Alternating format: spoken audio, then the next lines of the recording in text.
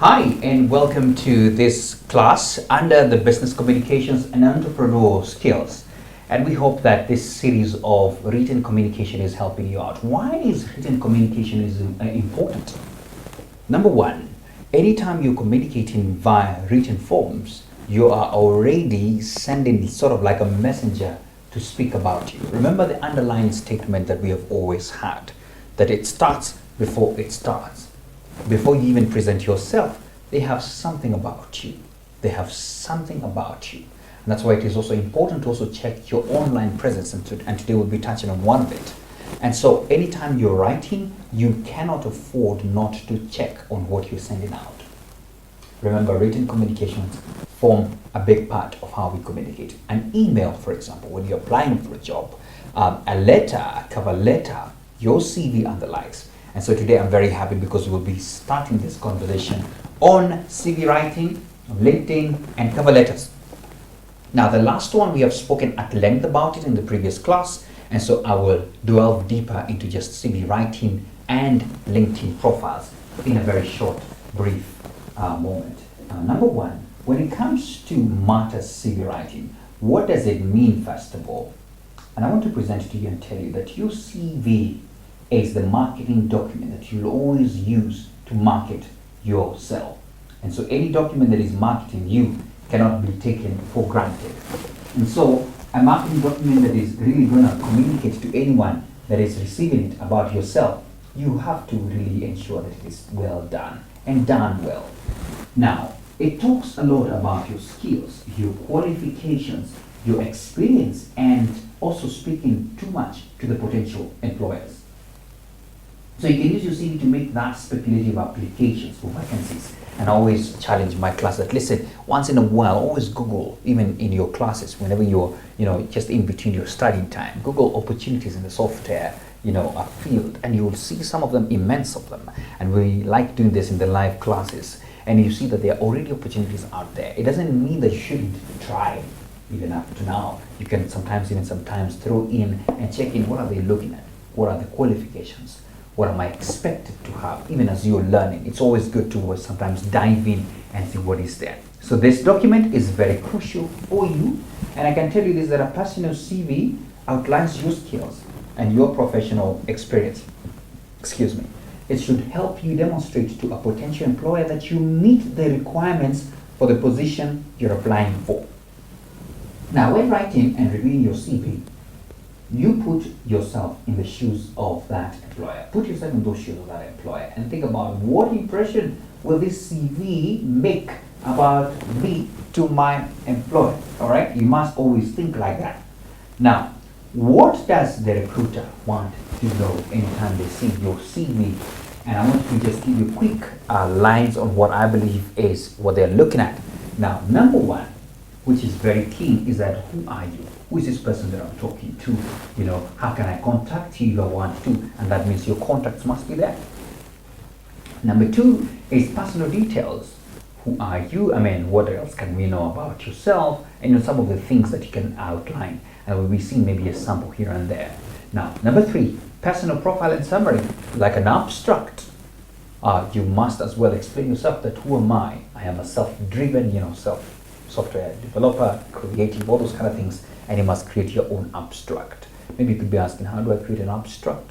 I want to challenge you as well. As a good student, which actually we shall be sending into the live classes as an assignment, put down an abstract. Let's look at it, and we shall look at the top best 5 or best 10 and show you how an abstract comes out. And then key skills that you have within you. Like now you can say, you're a software developer or something of that sort. And even before, what else have you learned?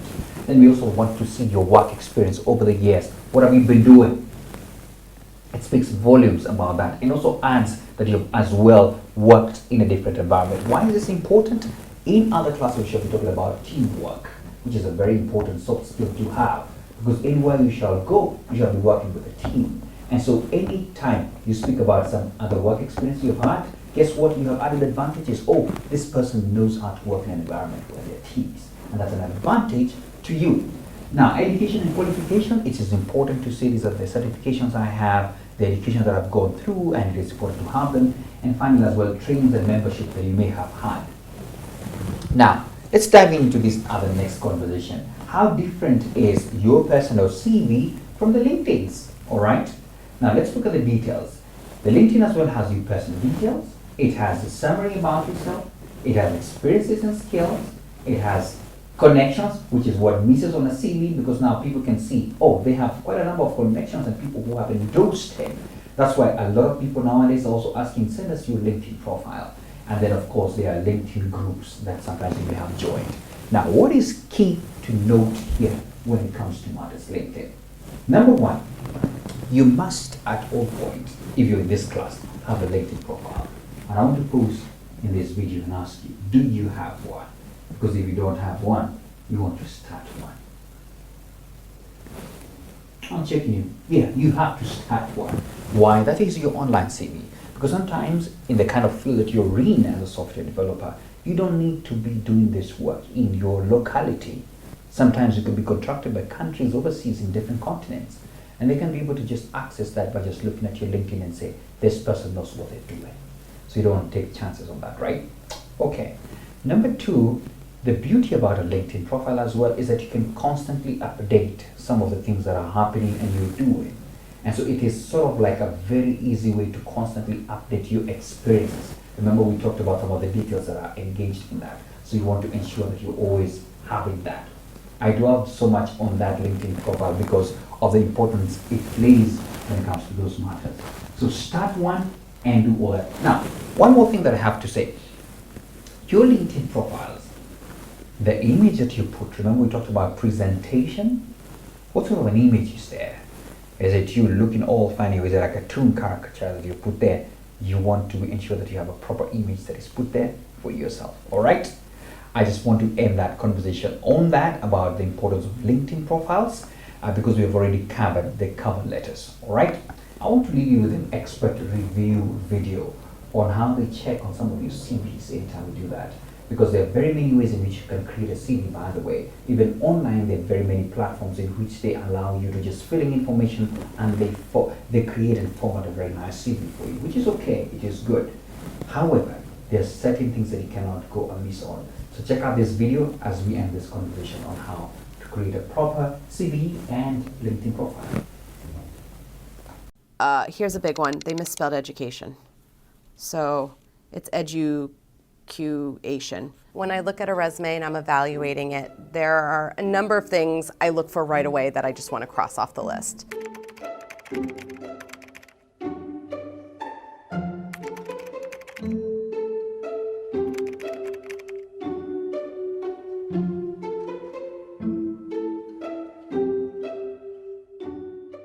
When I initially look at this resume, the first thing that I'm looking at is I'm trying to figure out why the education is at the top. When you're farther along in your career, the most important selling points should be further up at the top. While the degrees are nice, they go at the bottom now. I don't need to know you were on the dance team. It's not relevant to what you're doing today, I'm pretty sure. I also don't need to know your GMATs.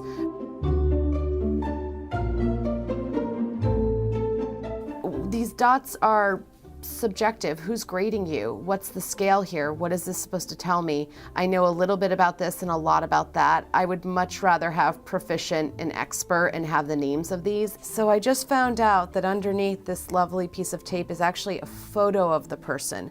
Unless you are a TV personality, you require a headshot as part of your role, there is absolutely no reason why you should have a picture of your face. They don't care that you like Dave Matthews Band. So quick glance at this, looks like a solid resume actually. This early on in a career, I expect to only see bullets and to only see a few for each role. So I don't have a problem with that. The one thing that does bother me is there's no punctuation. I just want periods after them, just to make it look like a sentence. I'm not a huge fan of this. I think it just throws it off. We know that recruiters look for 6 pieces of specific information in those 6 seconds, and this makes it challenging for me to find all that information. Having one color here is, I think, okay. I would just make sure that it's easy to read. I think the orange actually is a little challenging on a white background, so maybe that's not the color to go with. Here's a big one. They misspelled education. So it's education. So that's a problem. Okay, the first thing I think of when I see this is that it's an eye chart. It's a test because it's really challenging to read because the font's so small. Someone's going to look at this and go cross-eyed.